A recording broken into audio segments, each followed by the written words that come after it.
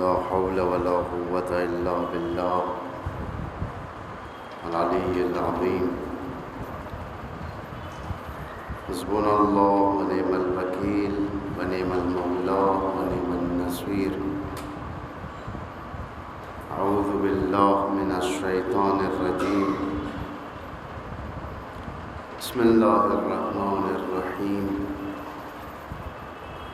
الحمد لله رب العالمين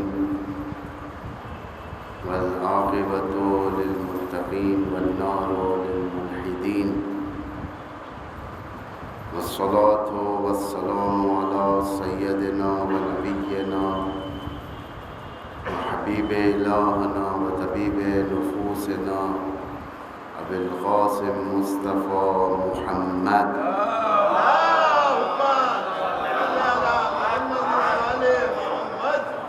وعلى آله الأطيبين الأطهرين المنتجبين المطهرين المعصومين المظلومين الهداة المهديين والهماة المستضعفين، لا سيما بقية الله في الأرضين، ولعنة الله على أعدائهم من الآن إلى يوم الدين. أما بعد فقد قال الله تبارك وتعالى: بسم الله الرحمن الرحيم. وإذ ابتلى إبراهيم ربه بكلمات فأتمهن قال إني جاعلك للناس إماما قال ومن ذريتي قال لا ينال عهد الظالمين. ایک صلوات پڑھے محمد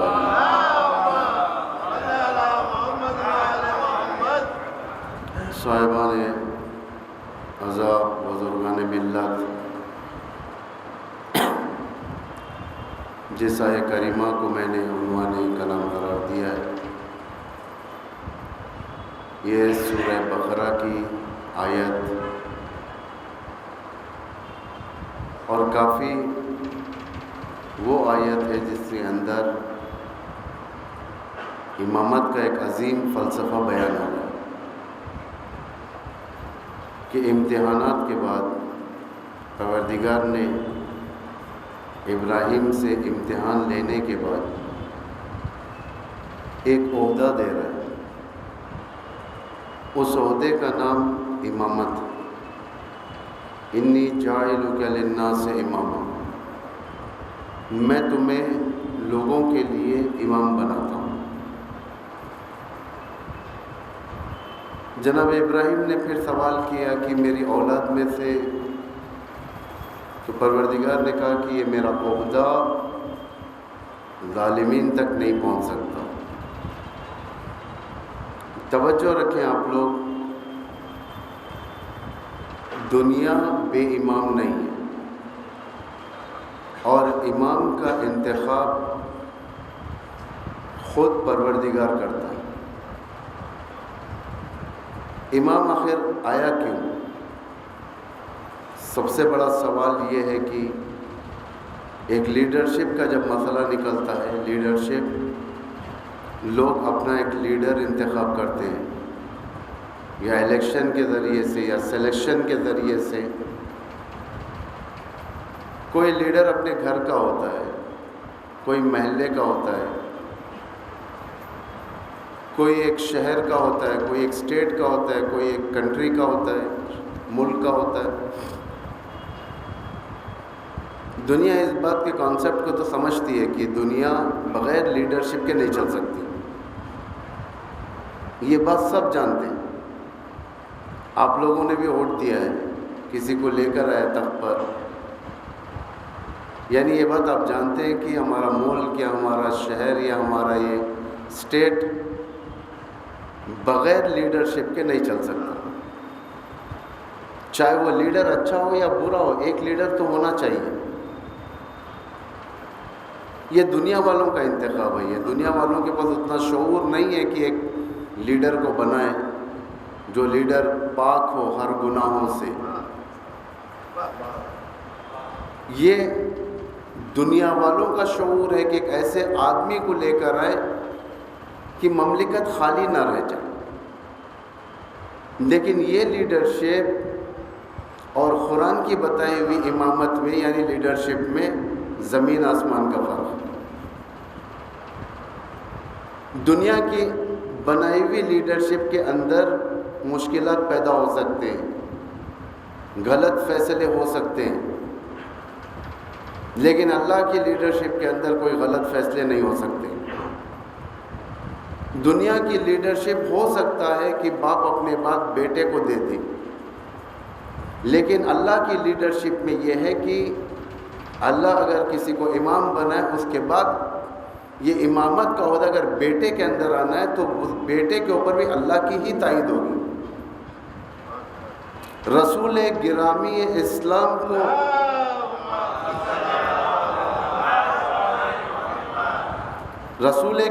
اسلام کو اتنی اجازت نہیں ہے کہ وہ اپنی طرف سے کسی کو خلیفہ بنائے، اس لیے کہ خدا وہاں پر کہے گا کہ تم بناؤ، کس کو بنانا ہے وہ بھی خدا کہے گا، اپنی طرف سے نہیں ہے۔ البتہ قرآن میں بعض جگہ پر یعنی جناب موسیٰ و ہارون کے مسئلے میں موسیٰ نے ہارون کا نام پیش کیا ہے پروردگار کی بارگاہ میں، ہارون اخی، مجھے اے پروردگار ایک وزیر دے، کون؟ خود ہارون ہو جائے پروردگار، لیکن پروردگار انتخاب کرے گا، پروردگار اس کو وزیر بنائے گا۔ غور فرمائیں، اس آیت کے اندر ابراہیم کو امامت مل رہی ہے، امامت یعنی لیڈرشپ، یہ الہی لیڈرشپ ہے۔ یہ کب مل رہی ہے؟ امتحانات کے بعد۔ کیا امتحانات کے وقت ابراہیم امام نہیں تھے؟ کیا امتحانات کے وقت ابراہیم نبی نہیں تھے؟ نبی تھے، اللہ کے رسول تھے، لیکن امامت نہیں تھی۔ امامت بعد میں ملی۔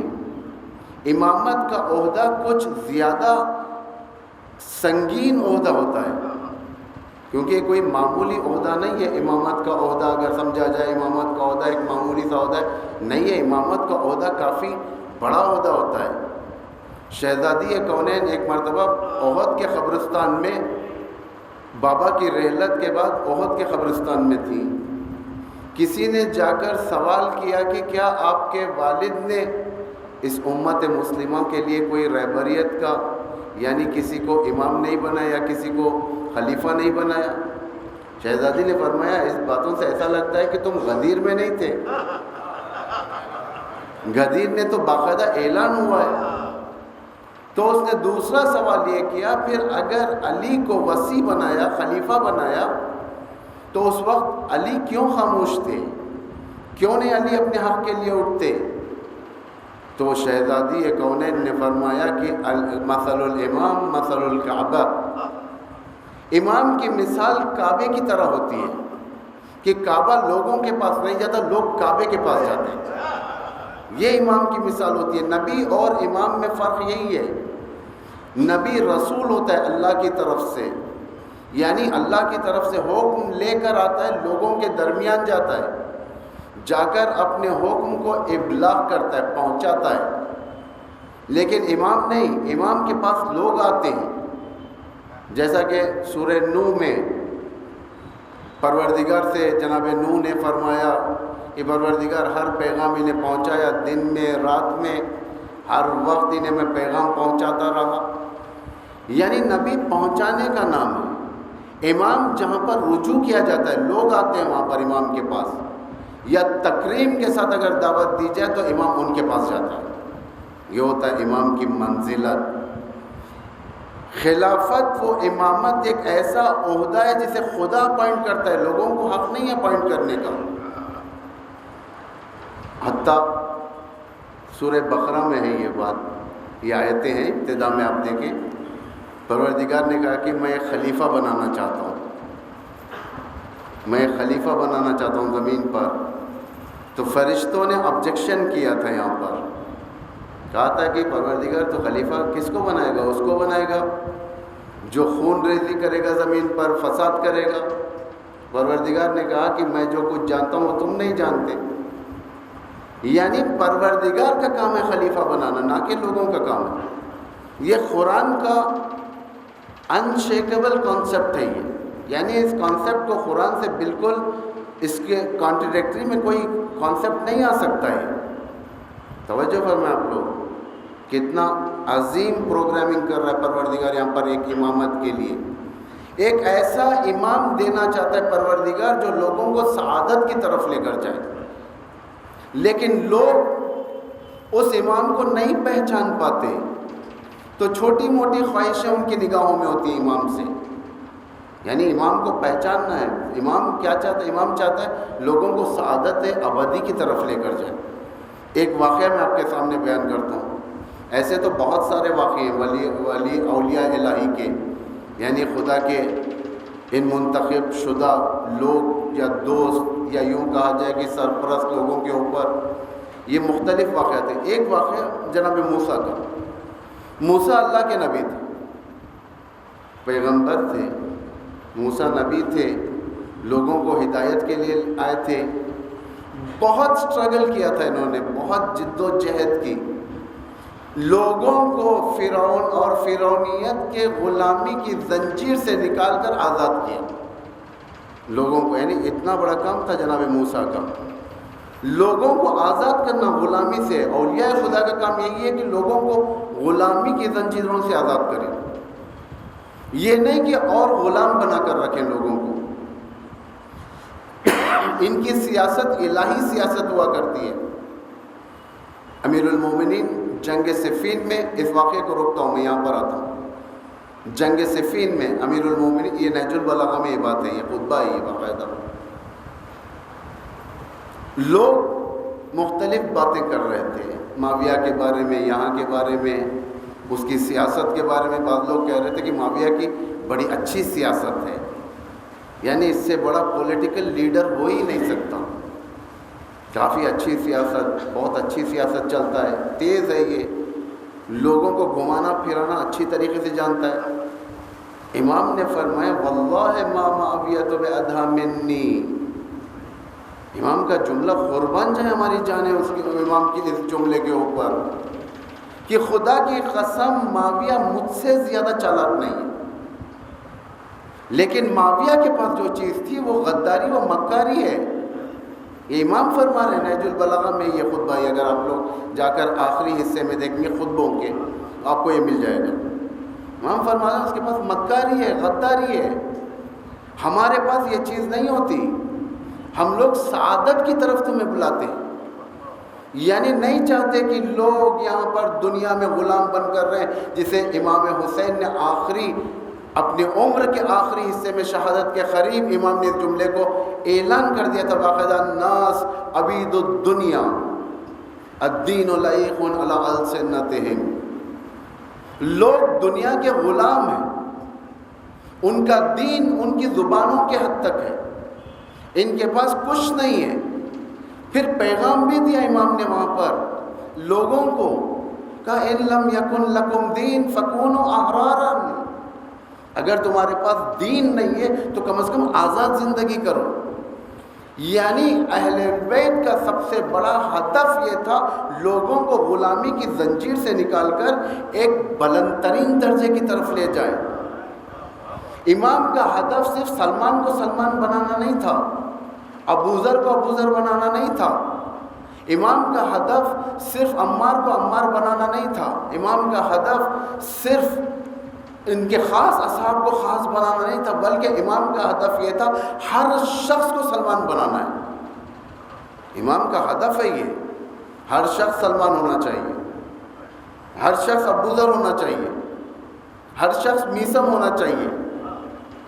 امام نہیں، یہ نہیں کہ صرف چند لوگوں کو بنا دیا، سلمان ہو، ابو ذر ہو، مقداد ہو، میثم ہو، جون ہو، حبیب ہو، مسلم ابن عوف سے جو چند لوگوں کو بنا دیا بس ختم. نہیں، امام چاہتا ہے کہ ہر کوئی حبیب بنے، ہر کوئی مقداد بنے. یہ نہ سمجھو کہ اس دور میں، اس زمانے میں، اس زمانے کے سلمان نہیں ہیں. یہ نہ سمجھو، یہ نہ سمجھو کہ اس دور میں کوئی ابو ذر نہیں ہے. اگر اس دور میں علی ابن ابی طالب اللہ کی طرف سے تھے، خدا کے ولی تھے، اس دور میں اگر علی ابن ابی طالب امام تھے تو اس دور میں ایک سلمان تھا، آج بھی ایک علی زندہ ہے، آج بھی ایک علی پردے غائب میں، تو آج بھی ایک سلمان ہونا چاہیے، آج بھی ایک ابوذر ہونا چاہیے، آج بھی ایک مقداد ہونا چاہیے۔ یہ نہ سمجھو کہ یہاں پر نہیں ہے، لوگوں میں پروردگار نے بعض چیزوں کو بعض چیزوں میں چھپا کر رکھا ہے، پروردگار نے بعض چیزوں کو بعض چیزوں میں چھپا کر رکھا ہے۔ یہ ایک گناہوں کو خود گناہ میں چھپا کر رکھا ہے۔ ہم لوگ بہت سارے گناہ کرتے ہیں، لیکن کبھی ایک ایسا گناہ ہو جاتا ہے جس میں ہلاکت ہو جاتی ہے، مثلا خودکشی، یعنی گناہ ہے، بہت سارے گناہ کرتے ہیں لیکن ایک خودکشی، اندھا دھند روڈ کراس کیا، گاڑی آ کر مار دی، آخری لحظہ دم ٹوٹ رہا ہے، ایک کاش میں یہ روڈ کراس نہ کیا ہوتا، یعنی گناہ میں گناہ چھپا کر رکھا ہے جو گناہ ہلاکت کی طرف لاتا ہے۔ اسی طریقے سے پروردگار نے لوگوں میں اولیاء کو چھپا کر رکھا ہے۔ یہ نہیں سمجھو کہ ہمارے درمیان کوئی ولی خدا نہیں ہے، ولی خدا مطلب اللہ کا دوست، ولایت مطلقہ کی بات نہیں کر رہا ہوں میں، اللہ کا دوست۔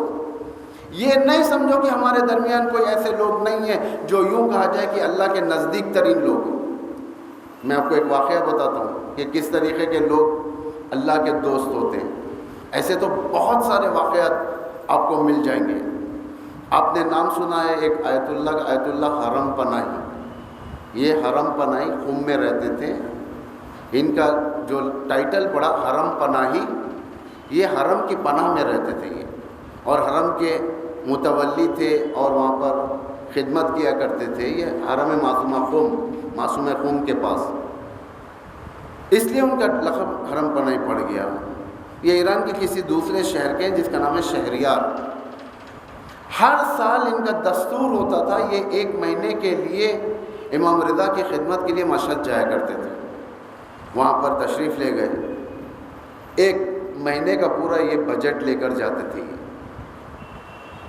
وہاں پر رہتے تھے، زیارت کرتے تھے، 1 مہینے تک وہیں پر، کوئی ان کو پریشانی نہیں، کچھ نہیں، 1 مہینے بعد آڑ جاتے تھے۔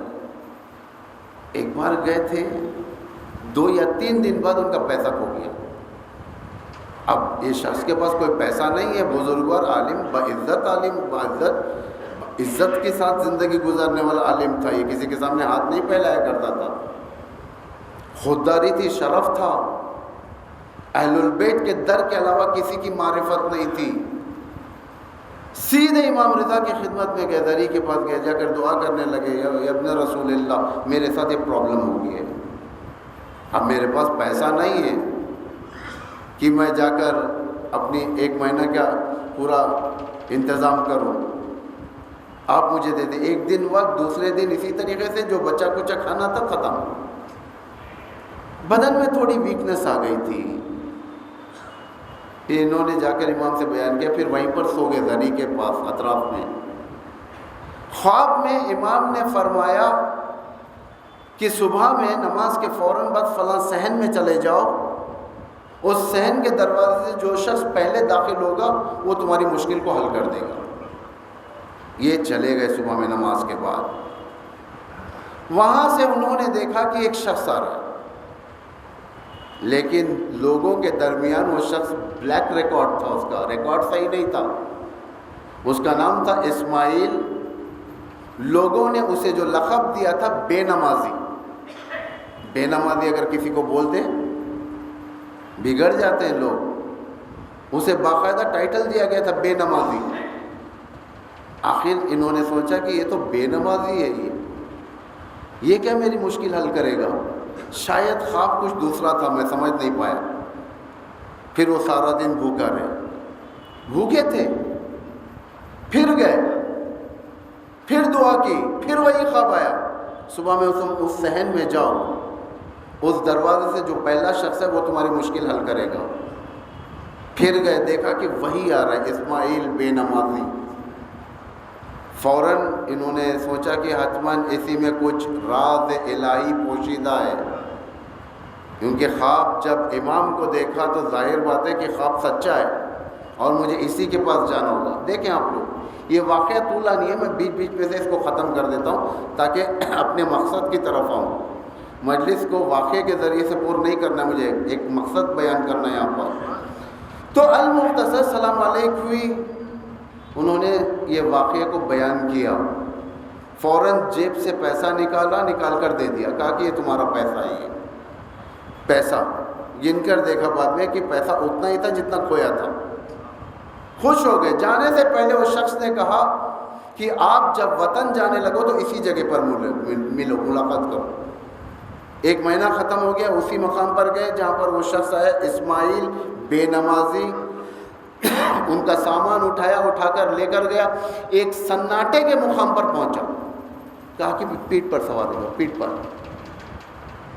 انہوں نے کہا کہ یہ کیا کر رہا ہے، پیٹھ پر سوار ہو جاؤ، میرا پورا سامان اٹھا کر سناٹے کی جگہ پر لے آیا، اب کہہ رہا ہے پیٹھ پر سوار ہو جاؤ. انہوں نے کہا کہ جب امام نے ایڈریس دیا ہے تو کوئی غلط ایڈریس نہیں ہے. یہ سوار ہو گئے، 2 قدم آگے بڑھا، ایک باغ میں پہنچ گیا. باغ ایک اچھا بہترین باغ، فارم، یا یوں کہا جائے کہ ایک خوبصورت جگہ جہاں پر انہوں نے غور کیا تو دیکھا کہ یہ تو کوئی دوسری خوبصورت جگہ نہیں، یہ میرا ہی باغ ہے. یہ شہریار میں مشہد سے لے کر دوسرے شہر تک سیکنڈز میں جرنی طے ہوئی، سیکنڈز، 1 سیکنڈ میں، طی الارض جسے کہتے ہیں ہم لوگ.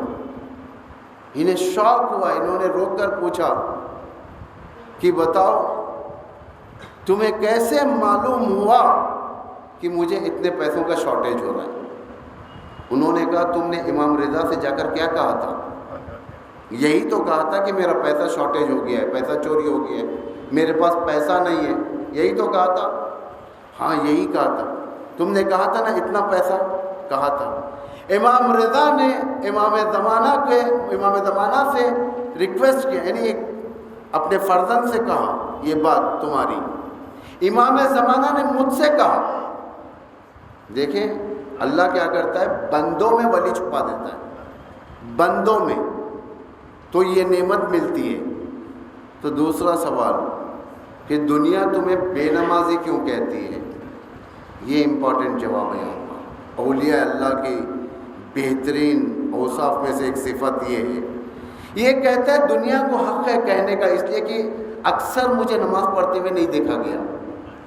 پھر کرتے کیا ہو؟ یہ قدرت تمہیں کہاں سے ملی؟ میں بتاتا ہوں یہ کہاں سے ملی. انہوں نے کہا کہ اکثر میری نماز امام زمانہ کے پیچھے ہوتی ہے.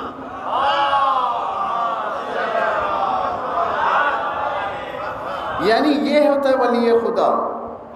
یہ نہ سمجھو کہ ممبر پر آنے والا عالم یا ذاکر ہی بہترین اللہ کے مرتبے کے نزدیک ہو سکتا ہے، ایسا نہیں ہے.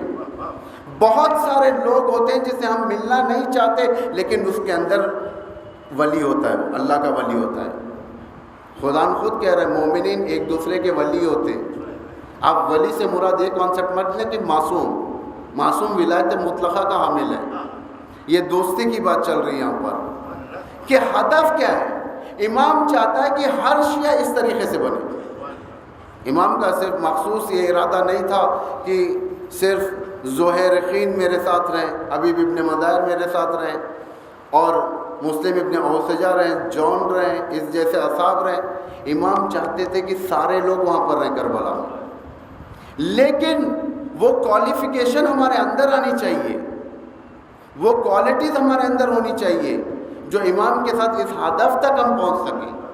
موسیٰ اپنی قوم کو غلامی کی زنجیر سے آزاد کرواتے تاکہ لوگوں کو بلند مقام تک پہنچائیں، بلند مقام تک. لیکن موسیٰ کے قوم کا ذہن چھوٹا تھا، بنی اسرائیل کا ذہن چھوٹا تھا، سلی آبجیکشن زیادہ کرتے تھے. یہ لوگ آسمان سے من و سلوہ آتا تھا، یہ کہتے تھے ہمیں دال چاہیے، کنکڑی چاہیے، یہ چاہیے، یعنی مولی چاہیے. یہ قرآن کہہ رہا ہے، یہ قرآن سورہ بقرہ میں یہ پورا کنورزیشن پروردگار نے ڈکٹو آیت کی شکل میں نازل کیا ہے. یہ من و سلوہ نازل ہوتا تھا، ان کے لیے عید کا دن ہوتا تھا. یہ کہتے تھے ہمیں دال چاہیے، کنکڑی چاہیے، مولی چاہیے، فلاں چاہیے. تو موسیٰ نے کہا مصر کی طرف چلے جاؤ. مصر سے مراد یہ نہیں کہ شہر مصر، یعنی شہر کی طرف چلے جاؤ. وہاں پر تمہیں سب مل جائے گا. یعنی موسیٰ کا ہدف چھوٹے چیزوں کی طرف نہیں تھا. موسیٰ چاہتے تھے قوم کو الوہیت دیں، بلندی کی طرف لے جائیں. جنگ کو بلایا موسیٰ نے، کہا کہ چلو جنگ کرتے ہیں بیت المقدس کے لیے. کہنے لگے بیٹھ کر راحت پسند لوگ، راحت طلبی دین کی آفت. یاد رکھیں آپ لوگ ہمیشہ، جیسے انسان کے اندر راحت طلبی آ جاتی ہے پھر وہ ناصر امام نہیں بن سکتا. یعنی آرام پسندی، میں صرف کھاؤں، میں صرف پہنوں، میں صرف پھروں اور میں وہی چیز بیان کروں جو مجھے پسند ہے، جو لوگوں کو پسند ہے، میں وہی چیزوں کو ڈسکس کروں. یعنی یہ سب راحت طلبی کہتے ہیں. راحت طلب دین کا ناصر نہیں بن سکتا. آرام پسند امام کے ساتھ نہیں رہ سکتا، امام کے نزدیک نہیں رہ سکتا، ہرگز نہیں. اور امام ایسے لوگوں سے کام بھی نہیں لیتے. امام جن لوگوں سے کام لیتے ہیں وہ جوہر ہوتے ہیں، جوہر، بڑے مرتبے کے لوگ ہوتے ہیں. امام ہر ایک سے کام نہیں لیتا. امام ہر مصلی پر آنے والے شخص سے کام نہیں لیتا. امام ہر قاری قرآن سے کام نہیں لیتا. قاری قرآن بہت تھے. کوفے کے اندر 18,000 مفسر تھے. قرآن کے مفسر 18,000. کوفہ مفسروں کو ایکسپورٹ کرتا تھا. ایک ایکسپورٹر جو کوفے ایکسپورٹ ہوا تھا مفسر ابن ملجم، عبد الرحمن ابن ملجم تھا، جو مصر کو گیا تھا تفسیر کے لیے. یعنی کوفہ ایکسپورٹ کرتا تھا. قاریان قرآن کی ویلیو نہیں ہے، نمازیوں کی ویلیو نہیں ہے. اس کا مطلب یہ نہیں کہ نماز نہ پڑھو، قرآن نہ پڑھو، ایسا نہیں ہے. معیار نہیں ہے یہ. ولایت تک پہنچنے کے لیے معیار ہانیسٹی ہے، ان شرائط پر اترنا ہے. لیکن ان تمام واجبات کے ساتھ بے نمازی کہا اسماعیل کو. اس کی نماز اتنی اوج پر تھی کہ وہ امام زمانہ کے پیچھے نماز پڑھا کرتے تھے اور مسکرا کر کہتے ہیں کہ مجھے اس لیے بے نمازی کہتے ہیں، لوگوں نے مجھے نماز پڑھتے ہوئے نہیں دیکھا. کیوں پڑھتے ہوئے نہیں دیکھا یہ بھی بتایا انہوں نے، اس لیے کہ میں ہمیشہ نماز امام زمانہ کے پیچھے پڑھتا ہوں. یہ سب ایک سلوات پڑھے محمد والے. بلندی کے لیے امام اس منزل پر لے کر جانا چاہتا ہے جہاں تمہارے لیے شرف ہے، جہاں پر پہنچنے کے بعد السلام علیکم کہا جاتا ہے. کربلا کے ان صحابیوں کو امام نے اتنی بلند درجے کی طرف فائز کیا، قیامت تک کے لیے السلام علیکم کہا جاتا ہے. حور کو نفرین سے یاد نہیں کیا جاتا، سلام سے یاد کیا جاتا ہے. مسلم ابن اوسجہ کو سلام سے یاد کیا جاتا ہے. امام وہ منزل دینا چاہتا ہے کسے؟ اپنے شیعوں کو، اپنے چاہنے والوں کو. لیکن اگر چاہنے والے راحت طلب ہو جاتے ہیں امام سے اور ان کا درمیان کا رشتہ دوریوں میں بڑھ جاتا ہے. موسیٰ نے کہا چلو بیت المقدس کی طرف جنگ کرتے، بیت المقدس کو اپنے ہاتھ میں لیتے. راحت طلب لوگ بیٹھ گئے، بیٹھ کر کہنے لگے موسیٰ تم جاؤ کہ جنگ کرو، ہم نہیں آئیں گے، اور تم جب جیت جاؤ گے تو ہم آ جائیں گے. یعنی موسیٰ کی نگاہ انہیں عروج کی طرف لے جانی تھی، ان کی نگاہ غنیمتوں کی طرف تھی. زمین آسمان کا فرق ہو گیا ایک ولی خدا میں اور اس ولی خدا کو ماننے والوں میں. اتنا زمین آسمان کا فرق ہو گیا کہ ایک ولی خدا انہیں بلندی دینا چاہ رہا ہے، معراج دینا چاہ رہا ہے، عزت دینا چاہ رہا ہے، شرف دینا چاہ رہا ہے، بزرگی دینا چاہ رہا ہے. لیکن ولی خدا کو ماننے والے اتنے راحت طلب تھے، یہ غنائم کی طرف دیکھ رہے تھے، اسلحوں کی طرف دیکھ رہے تھے، ہیرے اور موتیوں کی طرف دیکھ رہے تھے، گردن بندوں کی طرف دیکھ رہے تھے. کتنا زمین آسمان کا فرق ہے. علی نے جنگ جمل میں گریہ نہیں کیا، امیر المومنین نے جنگ صفین میں گریہ نہیں کیا، امیر المومنین نے جنگ نہروان میں گریہ نہیں کیا. گریہ کیا تو اس راحت طلب قوم پر گریہ کیا جو امام کو ستا رہی تھی. نہج البلاغہ میں امام نے فرمایا ہے اس بات کو. امام فرماتے ہیں ایک مرتبہ انبار جل گیا تھا. انبار یعنی گودان جل گیا تھا. یہ انبار نہیں جو ٹیلی ویژن میں نیوزوں میں آتا ہے عراق کا انبار. انبار جل گیا تھا، گودان. یہ معاویہ کی سازش تھی. جاسوسوں کو بھیجا جلا دیا اسلحوں کی جگہ۔ امام خود اپنے خیمے سے نکل کر گھوڑے پر سوار ہو کر دیکھنے کے لیے جاتے ہیں، وہاں پر خود جاتے ہیں شخصاً، خلیفۃ المسلمین۔ ایک ظاہری عہدہ جو خلافت کا تھا 5 سالہ، اس وقت یہ خلیفہ حاکم ہے امام، خود جاتے ہیں۔ لوگ آ گئے، ہاں یا امیر المومنین آپ نہ جائیں، ہم جاتے ہیں، ہم ساری گزارش لا کر آپ کو تقدیم کرتے ہیں، آپ کو لا کر پیش کرتے ہیں۔ امام نے کہا نہیں نہیں بس کافی، اب زیادہ نہیں بولو تم لوگ۔ امام نے فرمایا الٹا حساب ہے، ایسا کہ جیسا کہ میں تمہارا حاکم نہیں، تم میرے حاکم ہو، میں تمہارا رعایا ہوں۔ امام سے لوگوں نے کہا ہم تو آپ کے یار ہیں، مددگار ہیں۔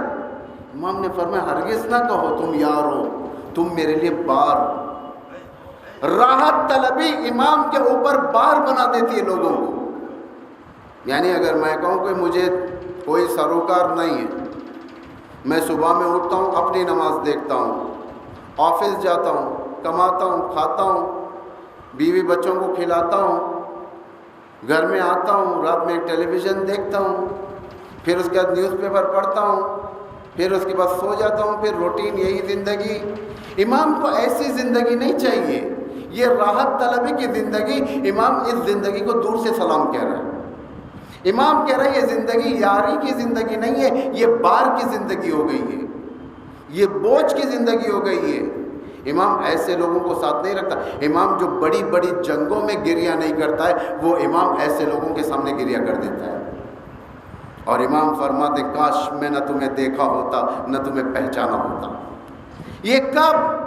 جس وقت راحت طلبی کی زندگی انسان کو غافل کر دیتی ہے۔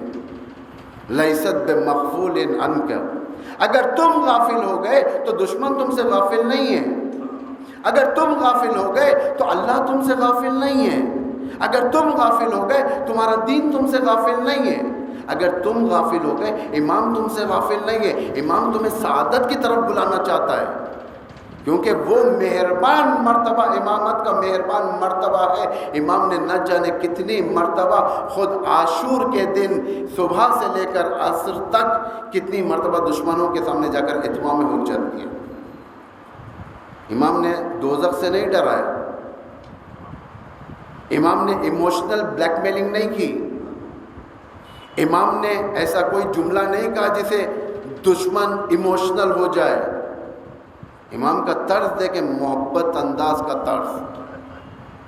ولایت اس وقت تک ولایت نہیں ملتی جب تک ایک معصوم کے اندر یہ دو عظیم چیزیں نہ ہوں، ایک محبت، معصوم ایک ابن شفیق، ایک شفیق باپ کی طرح ہوتا ہے معصوم، اسی لیے ولایت ملتی ہے۔ آخری وقت تک امام کبھی بدوا نہیں کرتا۔ امام حسین نے کبھی بدوا نہیں کی، کربلا میں بھی بدوا نہیں کی، انڈیویجول کیا کہ حرملہ کے بارے میں ایک کیا تھا، علی اکبر کے سینے پر پھل مارنے والے کو ایک کیا تھا،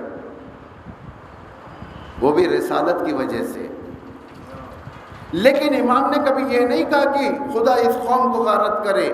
آخری وقت تک امام چل رہا تھا، آ جاؤ آ جاؤ آ جاؤ۔ نجات کی کشتی کا دروازہ آخری مومنٹ وہ تھا جب بند ہونے کا، جب ہوڑ داخل ہو گیا تھا۔ ہوڑ سے پہلے امام نے کئی تقریریں کی تھی۔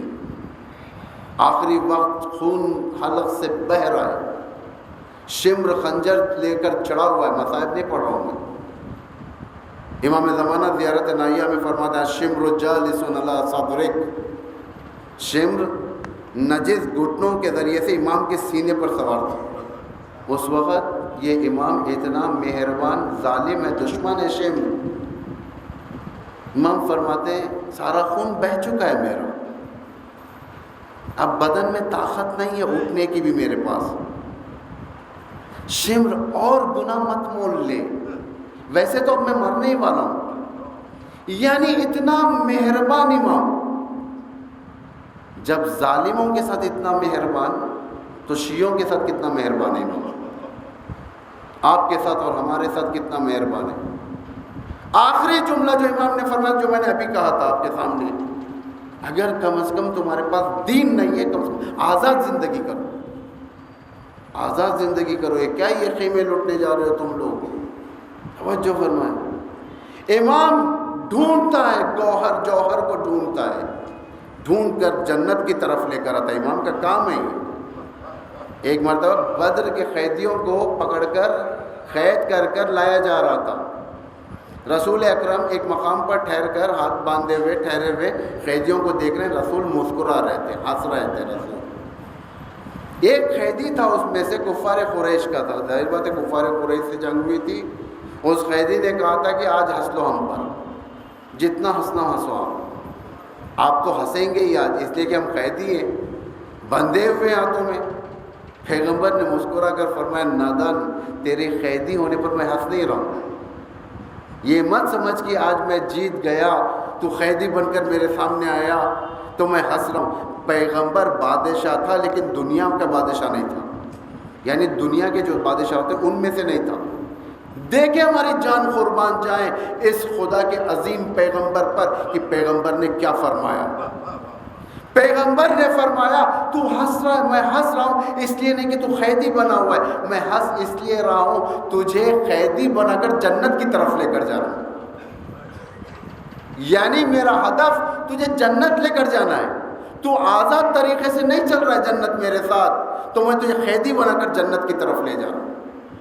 یعنی انبیاء کا ہدف، اولیاء کا ہدف، اوصیاء کا ہدف لوگوں کو سعادت ابدی دینا. امام نے مدینے سے لے کر کربلا تک جو فرمایا ہے وہ یہ نہیں فرمایا کہ چلو میرے ساتھ، اگر میں جیت گیا تو تمہیں حکومت دوں گا، فلاں دوں گا، فلاں دوں گا، فلاں. یہ نہیں کہا. امام نے کہا میں تمہیں سعادت ابدی کی طرف لے کر جاتا ہوں. وہ سعادت رضن بقضاء و تسلیما لامر میں ہے، وہ سعادت انا للہ میں ہے، وہ سعادت گھوڑوں کے ٹاپوں کے نیچے ہے، وہ سعادت حلق پر تیر لگنے پر ہے، وہ سعادت سروں کو قربان کرنے میں. سعادت اس میں ہے. جو یہ جان کر امام کے ساتھ آ گیا مجھے اس امام کے مشکلوں کے ساتھ چلنا ہے، کیونکہ امام کے اہداف بلند ہوتے ہیں. ولی خدا کے ہدف چھوٹے نہیں ہوتے، ہمارے ہدف چھوٹے ہوتے ہیں. ہم آج کوئی زیارت کو جائے، ہم کہیں گے بھائی جا کر کہو میری بیٹی کی شادی ہو جائے، جا کر کہو میرے بیٹے کو نوکری مل جائے، جا کر کہو امام سے یہ ہو جائے، فلاں مل جائے، میری یہ پراپرٹی مجھے مل جائے، فلاں چیز مل جائے. امام ان چیزوں کو دینے کے لیے تمہیں کربلا نہیں بلاتا ہے. امام تمہیں کربلا بلاتا ہے سعادت دینے کے لیے، جوش و ولولہ دینے کے لیے، راحت طلبی سے نکال کر یہ خدائی راستے پر لگانے کے لیے بلاتا ہے. متوکل جو بادشاہ گزرا ہے، متوکل بنی عباس کا بادشاہ تھا، بنی عباس کا بادشاہ گزرا ہے. ہمیشہ دشمن ہے یہ سب دشمن ہیں، بنی امیہ بنی عباس یہ سب آپ بھی جانتے ہیں ماشاءاللہ سے، بولنا نہیں چاہیے تھا اس کو، لیکن پھر بھی اس کا ایک ایجنڈا تھا، متوکل کا ایک ایجنڈا تھا. مسجدیں بنا، جو بھی جہاں پر بھی مسجدیں بنانے کی بات آتی تھی یہ جاتے تھے، لوگ جا کر کہتے تھے کہ ہمیں مسجد بنانا ہے. فوراً سینکشن کرتا تھا پیسہ، یہ دیتا تھا بڑی اماؤنٹ. دوسری طرف ایک اماؤنٹ وہ ریلیز کرتا تھا ابو عبداللہ الحسین کے قبر کو ویران کرنے کے لیے. سنا ہوگا آپ نے کہ ہل چلایا گیا، نہر کاٹی گئی، باغ کو لایا گیا، درختوں کو اگایا گیا، ان چیزوں کے لیے پیسہ خرچتا تھا. ایک مرتبہ اس کی کنیز کہیں جا کر آئی، کئی دنوں کے بعد اس نے کہا کہ اتنے دنوں سے میں نے تجھے دربار میں نہیں دیکھا، کہاں گئی تھی؟ یہ بہانہ کرنے لگی کہ میں عمرہ کرنے گئی تھی، عمرہ کرنے گئی تھی. خاموش. دوسرے دن پتہ چلا، کسی نے دیکھ لیا اس کو کربلا میں، کہا کہ یہ کربلا گئی تھی قبر ابو عبداللہ پر. تو اس نے اس قبر کو ویران کرنے کی ٹھان لی تھی تاکہ ہر کوئی کربلا جا رہا ہے. کربلا ایک ایسا مقام ہے جہاں پر لوگ جاتے ہیں. اس کے درباری جو علماء تھے، سو کالڈ علماء، درباری بھی ہوتے ہیں، یہ مت سمجھے کہ دربار میں نہیں ہوتے، سب ہوتے. ارے حتیٰ اسرائیل کے اندر ہے باقاعدہ شیعہ سینٹر کھلا ہوا ہے وہاں پر بہت بڑا، ٹیل اویو کے اندر شیعت پر ریسرچ ہو رہی ہے، ہر چیز پر حملے کیے جا رہے ہیں، وہاں سے بہت سارے ہو رہے ہیں۔ اس لیے راحت طلب اگر آپ رہیں گے تو ہر چیز کھو دیں گے۔ یہ نہ سمجھو کہ ہمارے ہاتھ میں ہر چیز محفوظ ہے۔ محفوظ وہی چیز ہوتی ہے جو حفاظت کی جاتی ہے۔ اجداد نے ایک عاشور خانہ بنائی، مسجد بنائی، یہ مسجد خوبصورت ہے، بڑی بڑی دیواریں ہیں، بڑی بڑی، اتنا آسان نہیں ہے گرنا ہے سب، لیکن مینٹیننس بھی کوئی چیز ہوتی ہے۔ بھائی اجداد نے بنایا، بزرگوں نے بنایا، چلتی ہوئی جا رہی ہے، قیامت تک چلے گی؟ نہیں، ہو سکتا ہے کریک آ جائے، وہ کریک بڑا ہو جائے، دیوار گر جائے۔ مینٹیننس بھی کوئی چیز ہوتی ہے۔ اسلام محفوظ ہے اگر حفاظت کی جائے گی تو، ورنہ اسلام دوبارہ خطرے میں آ سکتا ہے۔ اسلام جب ائمہ کے حضور میں خطرے میں آیا، اب تو غیبت امام زمان ہے، بہت زیادہ ہوشیاری کی ضرورت ہے اس دور میں۔ توجہ فرمائیں، اس نے سینکشن کیا پیسہ، کربلا کو ویران کرو۔ مفتیوں نے پوچھا کہ بھائی آپ خلیفہ ہیں، حاکم ہیں، ایک طرف آپ اللہ کا گھر بنا رہے ہیں، دوسری طرف آپ رسول کے نواسے کی قبر کو ویران کرنا چاہتے ہیں، یہ آپ کی لاجک کچھ سمجھ میں نہیں آتی ہمیں۔ متوکل دشمن کبھی کبھار دشمنی میں ہمیں بہت کچھ دے جاتا ہے۔ متوکل کہتا ہے لوگ مسجد میں جاتے ہیں تو اپنی عبادت سے سروکار رکھتے ہیں، یعنی صرف اپنی عبادت، نماز پڑھیں گے، نو ڈسٹربنس نہیں ہوگا کسی کو۔ لیکن لوگ جب کربلا جاتے ہیں تو ایک جوش و ولولہ حقانیت کا لے کر آتے ہیں۔ توجہ فرمائیں، کربلا وہ مقام ہے، کربلا انسان جاتا ہے حبیب ابن مظاہر کی معرفت حاصل کرنے، انسان کربلا جاتا ہے تاکہ عباس کے اہداف دیکھنے کے لیے، کربلا انسان جاتا ہے علی اصغر کی قربانی کو پڑھنے کے لیے، کربلا انسان جاتا ہے کہ وہاں کے شہداء کے بارے میں جاننے کے لیے، نہ یہ کہ کار مانگنے کے لیے، نہ یہ کہ جا کر گھر مانگنے کے لیے، نہ یہ کہ جا کر بیٹی کی شادی ہونے کے لیے۔ یہ سب تو امام یہیں سے دے گا، یہیں سے تم ایک سلام کر دو، امام کا جواب تمہیں یہاں پر مل جائے گا۔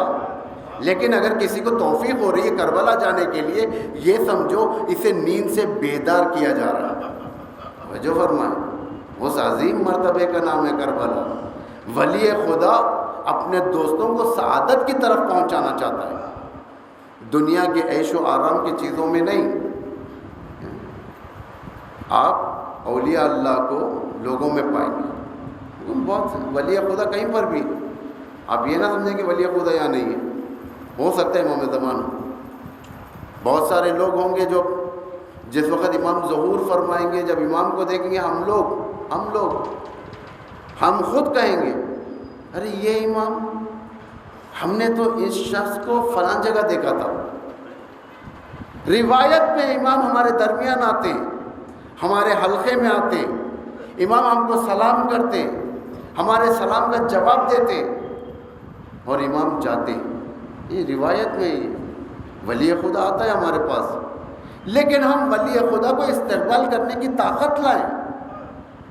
ولی خدا کے مراتب عظیم ہیں۔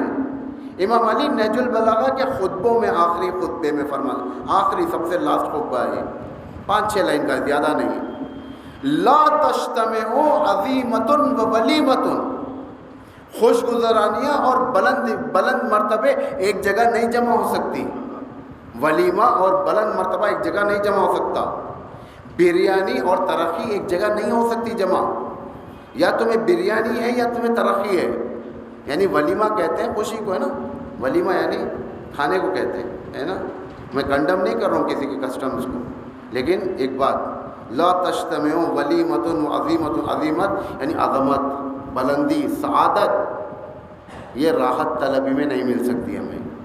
اگر اس سعادت تک پہنچنا ہے تو ہمیں ایک قدم آگے بڑھنا ہے، 10 قدم حسین بڑھ کر آگے لے گا، حور کی طرح ہمیں چلنا ہے۔ حسین کبھی اکبر کو استقبال کے لیے بھیجے گا، کبھی عباس کو استقبال کے لیے بھیجیں گے، اور جب وقت پڑے گا خود حسین آگے چل کر آ کر استقبال کریں گے، لیکن ایک قدم اٹھائیں تو صحیح۔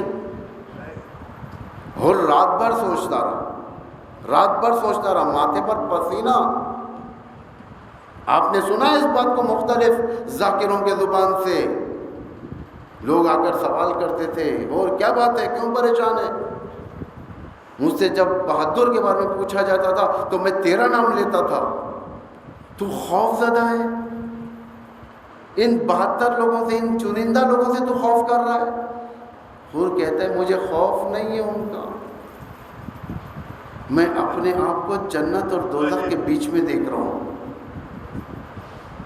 فوراً صبح سورج نکلا، زیادہ سویرا بھی نہیں، اندھیرے میں چلے گئے تو تاریخ نے لکھ دیا ایک سپاہی حسین سے جا کر ملا تھا اندھیری رات میں، یہ ویکنس تھا۔ صبح اجالا ہو گیا، سارے لشکر کے بیچ میں سے قیدی بن کر گیا، چند قدم آگے بڑھا، بقیہ ابو عبداللہ آ کر اس کا ہاتھ تھام دیا۔ ہمیں بھی چند قدم بڑھنا ہے، ایک رات کا حور بننا ہے ہمیں۔ چند قدم اگر ہم بڑھیں گے تو اس دور کا ابو عبداللہ آ کر ہمیں ہاتھ تھامے گا، اس دور کا امام ہمیں ہاتھ تھامے گا۔ اللہ اور امام کا قانون ایک ہی ہوتا ہے۔ اللہ کہتا ہے اپنے بندے سے، اے میرے بندے، ایک قدم تو آ، 10 قدم میں آتا ہوں، ایک قدم آ تو، میں 10 قدم آتا ہوں۔ تو اس بچے کی طرح رینگتا ہوا آ، میں اس ماں کی طرح تیزی سے آ کے تجھے گود میں لے لوں۔ پروردگار کہہ رہے تو اس بچے کی طرح میں اتنی تیزی سے آؤں۔ اولیاء اللہ اسی اللہ کے، تو ان کا بھی کانسیپٹ وہی ہے جو اللہ کا کانسیپٹ ہے، اور یہ بھی یہی کہتے ہیں تم ایک قدم آؤ کربلا کی طرف، ہم تمہارا دل عاشورائی بنا دیں گے۔ عاشورہ ایک دن کا کام نہیں ہے، عاشورہ ایک فرہنگ ہے، عظیم فرہنگ ہے، جو ایک انٹرنیشنل ڈے ہے۔ اس انٹرنیشنل ڈے کو 10 محرم کہتے ہیں، جو ساری دنیا انٹرنیشنل یعنی ایک گلوبل طریقے سے گریہ وزاری کرتی ہے، ماتم کرتی ہے، پرسہ دیتی ہے۔ لیکن وہ ایک ہوتا ہے عاشورائی دل۔ وہ عاشورائی دل صرف ایک دن کے لیے نہیں ہوتا، بلکہ 24/7 ہوتا ہے۔ ایک خاص مہینے کے لیے نہیں ہوتا، بلکہ سال کے 12 مہینے ہوتا ہے، زندگی بھر ہوتا ہے۔ یہ عاشورائی دل جب آ جاتا ہے تو گریہ وزاری شروع ہو جاتی ہے۔ امام زمان زیارت نائیہ میں فرماتے ہیں عاشورائی دل کے بارے میں، وَلَأَبْكِيَنَّ عَلَيْكَ صَبَاحًا وَمَسَاءً، اے ابا عبداللہ میں تو آپ پر دن و رات گریہ کرتا ہوں۔ یعنی یہ عاشورائی ہے، یہ گریہ دن و رات، صبح و شام، اس کو یعنی ہمیں عاشورائی دل بنانا ہے۔ محرم صرف ایک کسٹمز کا مہینہ نہیں ہے، محرم کا ایک ظاہری فرہنگ ہے، کلچر ہے۔ ظاہری کلچر یہ ہے ہم کالے کپڑے پہنتے ہیں، ایام اعظام میں ہم اپنے آپ کو سوگوار بناتے ہیں، دنیا کے سامنے بتاتے ہیں کہ ہمارا سوگ جانو کس لیے، کیا ہوا کربلا میں۔ بچہ اس کربلا کا راوی بن جاتا ہے، دنیا کے سامنے اپنے آپ کو ایک کربلا کا سفیر بنا کر پیش کرتا ہے۔ یہ ظاہری فرہنگ ہے۔ ایک باطنی فرہنگ یہ ہے اپنے دل کو عاشورائی بناؤ، تاکہ اس عاشورائی کے ذریعے سے ہر دور کے یزیدیت کو پچھاڑا جا سکے۔ ایک صلوات پڑھے محمد والے محمد۔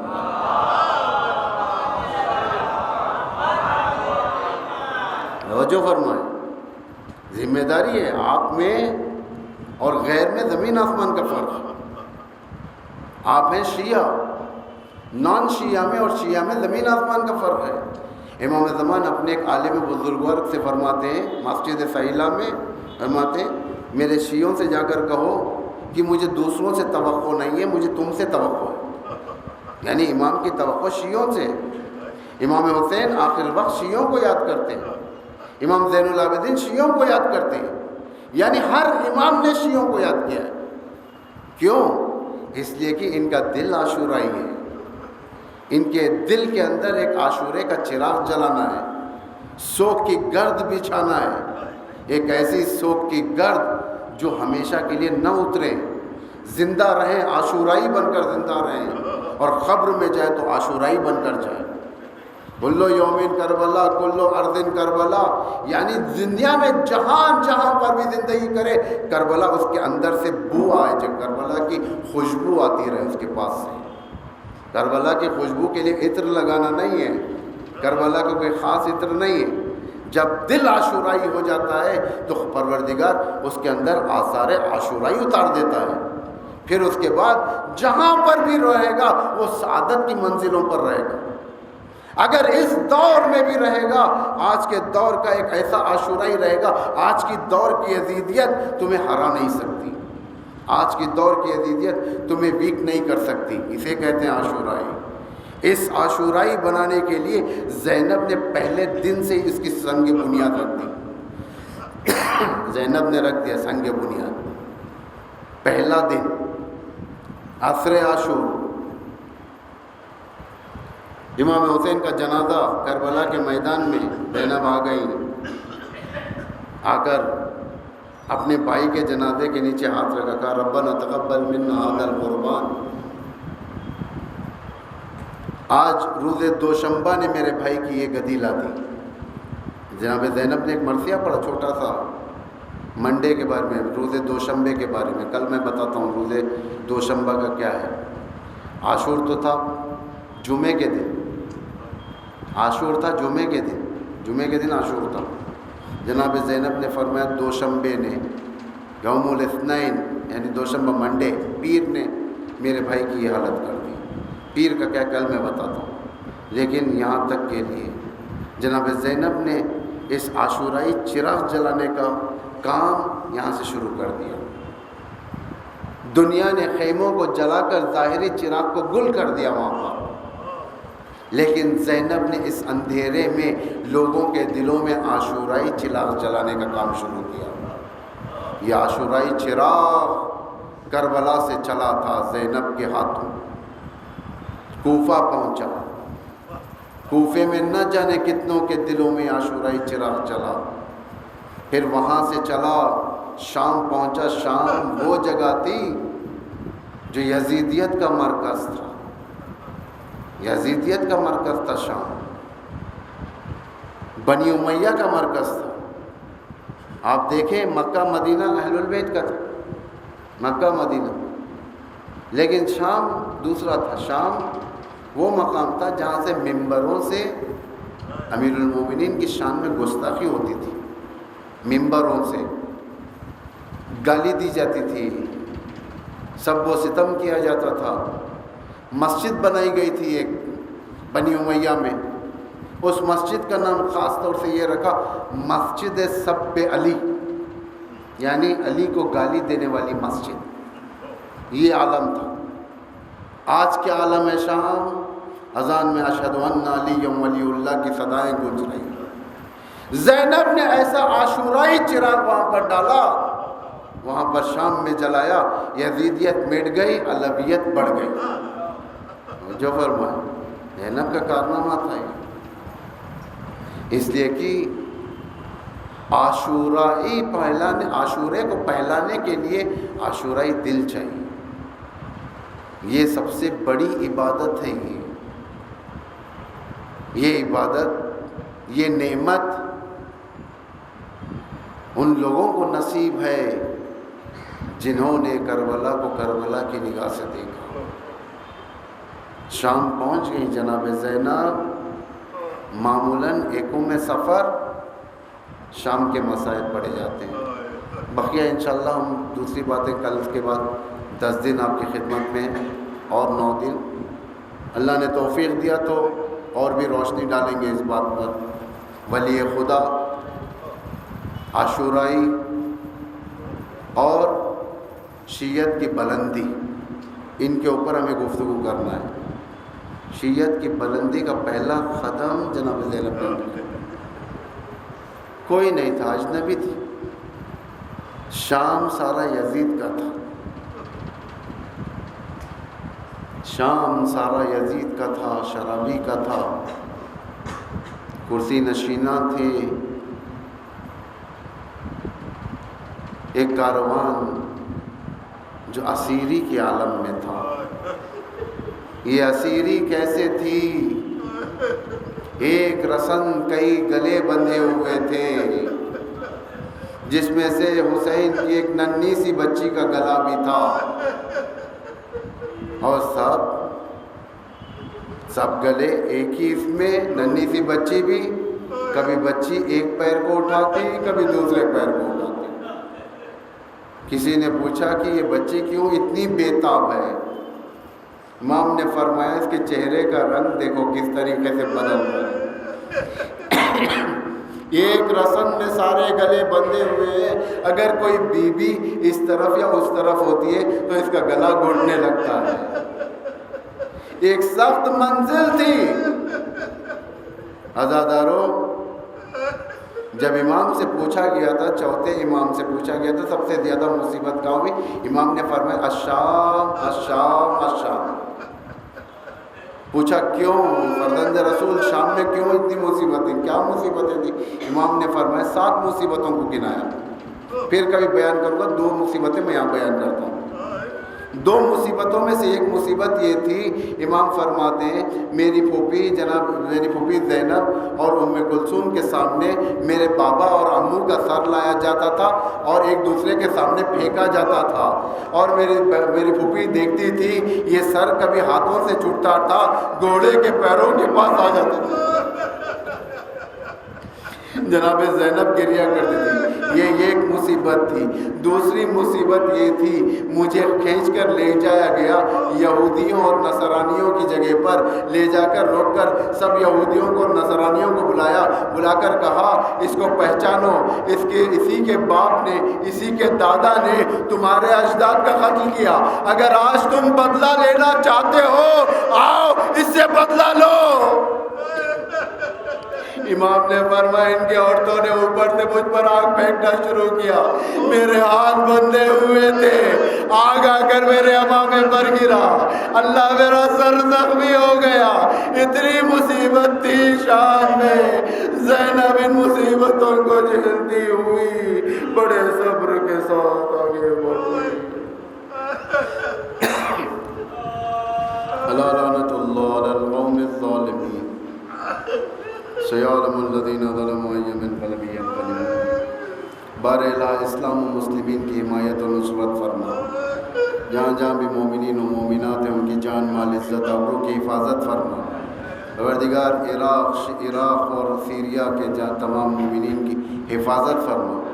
پروردگار جتنی یہ ٹیررسٹ تنظیمیں ہیں، داعش، القاعدہ، النصرہ، بوکو حرام، جتنی یہ سب پروردگار ان کے نجس وجود کو زمین سے خالی فرما۔ پروردگار عراق میں، شام میں مقدسات عالیہ، کربلا، نجف، سامرہ، خادمین، زینبیہ، جناب سکینہ کرم، دیگر اصحاب کا حرم، پروردگار ان سب کی حفاظت فرما، بقی کی حفاظت فرما۔ پروردگار علماء اعلام مراجع تقلید بالخصوص ولی امر مسلمین حضرت آیت اللہ العظمہ خامنہئی کو طول عمر عطا فرما۔ پروردگار ان کا سایہ امام کے ظہور تک طولانی فرما۔ پروردگارا منتقم خون حسین امام زمان ارواحنا لہ الفدا کے ظہور میں تعجیل فرما، ہم کو ان کے اعوان و انصار میں قرار فرما۔ ماتم حسین۔